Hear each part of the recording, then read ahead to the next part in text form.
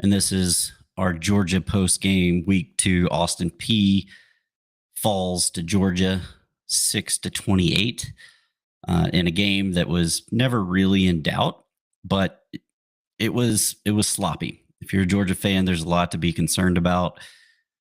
Um, I don't know. The offensive line struggled. Gunner had good numbers, but when you dig into him, he didn't really throw more than 15 yards, but a couple times. And a lot of people are saying that Puglisi's last throw of the game was the best throw of the game. So here we go. It's Stetson and JT again, is what some people are saying. But Georgia gets the win.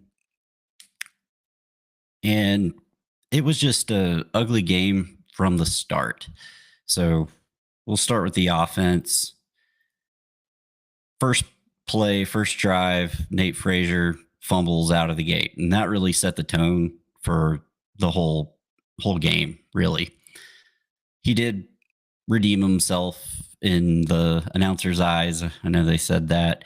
But it was just really disappointing because he had a fumbling problem last year. And hopefully this was his one to get out of his system for the year. But on top of that, the offensive line is just still struggling.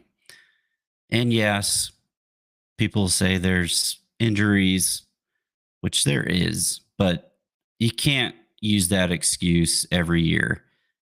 It was bad last year, even though we had 3 draft picks last year.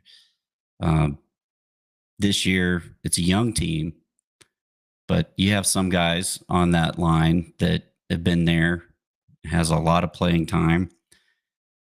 And it's some of the most talented offensive linemen in the country. There's a reason they're at Georgia. I mean, these guys are huge, like 6'7" plus 300 plus type guys who are quick as a cat and can run like the wind, way faster than what a big man should run. And for whatever reason, can't move people when it's crunch time, game on the line type thing. We know that Georgia can run the ball, which is great because we couldn't do it last year. That says a lot. A lot of that's a huge improvement from last year. But you look at the end of the first half, you have a goal line stand by Austin Peay, and props to them. They played their butts off, and that defensive line of Austin Peay's, they made our offensive line look silly in a lot of ways. But on that goal line stand, they were getting in the backfield, no problem. And you just have our guys standing around. We had drop passes in the end zone, and then you have running back falling over. I mean, it's just it was tough. It was a tough watch. And then the game gets delayed, goes on pause for 90 minutes because of the storm. And maybe that had something to do with a lot of the struggles today. The game was moved up an hour to try to beat the storm. That could have some impact on it. I think it was a little wet and rainy, and I think the ball was slick. So, well, I don't know. Maybe I'm trying to find excuses for why Georgia's offense did not play very well. It's crazy because last week we were all excited. We saw offensive firepower. We saw the offensive line just running through people, and it was great. And it was also against Marshall, which is kind of the same level of Austin Peay.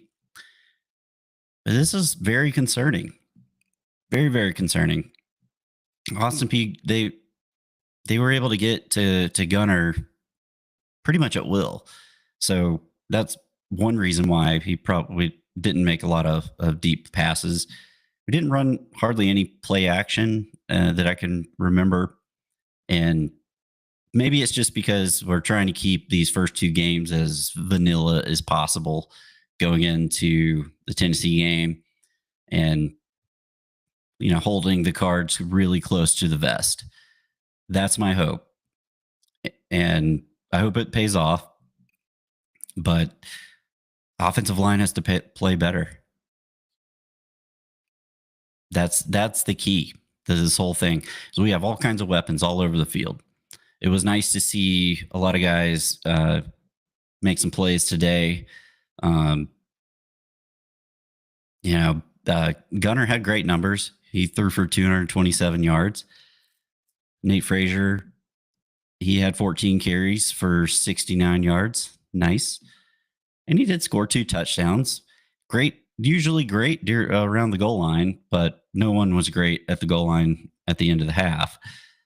Chauncey Bowens, he was impressive today. He had the most impressive run of the day on a touchdown run that he had where he juked a guy out, broke a tackle, made some good moves, and found the end zone. It was impressive. I was really happy to see that because we heard some good things about him coming out of fall camp, but didn't really see it take off last week. He was serviceable, and so very happy for him. That was great, and I hope that's a sign of good things to come. And then Dwight Phillips, this guy's killing it. 7 carries, 55 yards, longest run of the day, 23 yards. I mean, he's averaging 8 yards a carry. That's crazy. I mean, this guy's a weapon. I would love to see who would win in a race between Dwight Phillips and Zachariah Branch. That would be awesome. And speaking of Zachariah Branch, he kind of struggled today. I'm not sure what it was. He had a drop touchdown pass in the end zone. They tried to run in the round with him, and it just got blown up. I mean, that's not really his fault. That's more offensive line. But it was a very pedestrian day for him. But on the receiving side, there's a lot of good things to talk about here. Colby Young had a great day. 7 catches, 76 yards. And normally when you think about Colby Young and his role, you think, okay, deep threat, 50-50 ball type guy, back shoulder fade, which is all true. That's 100% him. But today they were hitting with the quick hitter passes right in the flat, and he was breaking tackles. He jumped over somebody. I mean, he's fitting right in at Georgia, just doing the leaping thing, hurdling people, and it was great to see. He apparently got bulked up a little bit, got faster over the break, over the summer. And you could see it. I mean, he was out there dealing today. So great to see that from Colby Young. And Cash Jones, just typical day. We did get to see Taylor. He had some nice plays. He had 2 catches for 28 yards. We got Noah Thomas involved in the offense. That was awesome. He's going to be a great player. I mean, he is a great player. I'm looking forward to seeing the combination of him and Colby Young on the outside, and then mixing in Zachariah Branch there. And one other guy I want to talk about who had probably the most eye-popping play of the day was Sokovie White. He caught a pass, kind of like a screen pass, and he made a move and then was like 10 yards down the field, like in a blink of an eye. And I was watching it with my wife and my girls, and everybody would just kind of stop and was like, wow, that was crazy. because it was just so quick. So that was awesome. I would love to see us get him more involved somehow because dude's got some skills. On the continue on the bad side of things, I think we lost 2 fumbles today. I mentioned the one by Nate Frazier, but London Humphreys had a first down, caught the pass. It was a good play by Gunner and London, and London turns around and just fumbles the ball. And I hate that for him. I think he's a good player, but you got to hold on to the ball. This was just a tough day for the offense, even though, it still had what? Let's see, what like almost 400 yards of offense. Actually, over 400 yards of offense. Sorry. Yeah. I mean, hard to say that it's a struggle when you still produce that, but it just didn't. Just watching the game, it was sloppy. And one last thing I want to mention is Ethan Barbour. That poor guy. I wouldn't be shocked if he's lost for the season. Tough break for him. That's probably a poor choice of words. But yeah, he went down at the end of the second half, and they had to cart him off. So keep him in your thoughts and prayers, your T's and P's. Wish him the best. Hope for the best. Hopefully he comes back next year. He'll have his red shirt, and hopefully he comes back stronger and better than he is today. But other than that, offense did a passable job, got the job done, and I hope we see a lot better next week. But let's talk about the defense. Let's talk about some fun stuff. The defense is nasty. Our defense, they're killing it. They're dominant again, start to finish. No real complaints here. Really controlled the game and kept Austin Peay at bay. I mean, Austin Peay they didn't have 200 yards of offense. I mean, it's legit. It's legit. And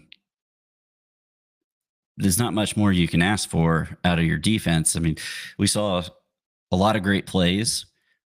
Chris Cole had an amazing sack today. He was lined up kind of wide on the edge, and when he took off, he kind of stutter steps, baits the left tackle, and then just takes off, just lightning quick, makes the sack. It was awesome to see. And we also got to see Dalen Everett back in this game. So it was his 2025 debut. That's awesome to see. It's great to see. Best DB in the country, in my opinion. Good to see him back in the lineup. Gonna need him, especially next week. And it was also nice to see Ellis Robinson kind of mix it up. He had a nice little pass breakup in the end zone, and I think there was a little stare down. It was great. I love seeing that. Love seeing that fire, passion, and energy, as Kirby says. CJ Allen led the team in tackles. Great to see. He's the leader of that defense, and right behind him, was Raylan Wilson. Actually had the same amount of total tackles, and KJ Bolden. Those are three guys that you're going to continue to hear about all year, and just happy to see. There's not much to complain about there's nothing to complain about with the defense. That's the strong point of this team, and I'm fine with that. If we have a nasty defense, great. That's exactly what we want. And what we've gotten out of the defense the last 2 weeks is exactly what we want. So let's keep that going. And we got to see the return of our best tackler on the team, the Aussie, the punter, Brett Thorson. He killed it today. Actually, he had 4 punts for 175 yards. So he's averaging 44 yards a punt, and a long one, 54, one that we actually downed inside of the 20. That was great. So really good to see him back. He's such a weapon. It's a really understated part of the game, but it's so nice having a punter that can just reverse the field. And hey, well, we're going to see him against Tennessee next week. So remember what he did a few years ago, which was pretty great. So looking ahead to Tennessee, this is going to be tough. This is going to be a tough game, y'all. Tennessee's offense looks like it's back to the Tennessee offense that we're accustomed to seeing. The quarterback now, I mean, he fits that system. Aguero, I believe. Let me just double check that.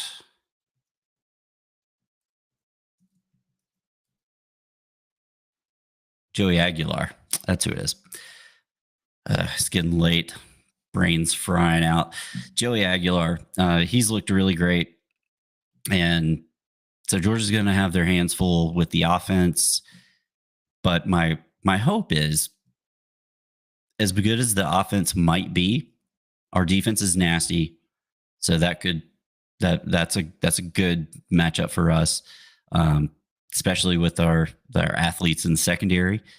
But we also look back at last week when Tennessee played Syracuse. Syracuse scored 20-something points and had over 400 yards of offense. So the defense in Tennessee might not be that great. But you never know. That was first game of the season. They had a good warm-up game today and dominated that.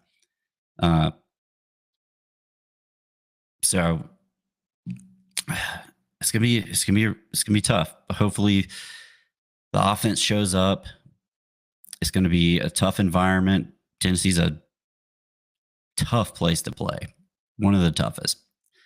Thank goodness it's a 3:30 game and not a full-fledged night game. So it'll turn into a night game by the fourth quarter, but hopefully we have the game in hand and it's not a big deal.